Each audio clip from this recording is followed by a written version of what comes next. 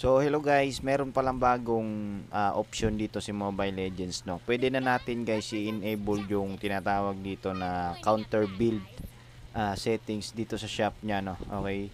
So usually guys, ganito yung shop interface natin, no, kapag may binibili tayong item sa shop, no. So ngayon meron siyang option dito guys na pwede nating i-turn on yung counter build items. Okay.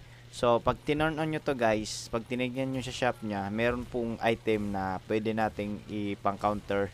So, halimbawa, itong mage na Nana. So, pwede kayo guys mag-build dito ng Rose Gold Meteor, no? Okay. Para guys, may idea kayo, no, kung paano counterin yung isang hero. Halimbawa, yan, Nana. So, lalagay yan dito guys sa pinakataas, no, ng shop nyo. Okay. So, pwede nyo rin naman yan guys i-off kung sa tingin nyo medyo nakakasagabal sa inyo. Punta lang kayo dito sa interface. Tas off nyo lang po siya, no? Okay. So, ganun lang guys. Tsaka, maganda rin to guys kapag hindi nyo alam kung ano yung hero na gusto nyong counterin sa item. So, ito, nakakatulong din siya para mag-idea kayo kung ano yung i-build nyo na sa next item nyo, or kung gusto nyo counterin yung hero na yan sa pamamagitan ng item.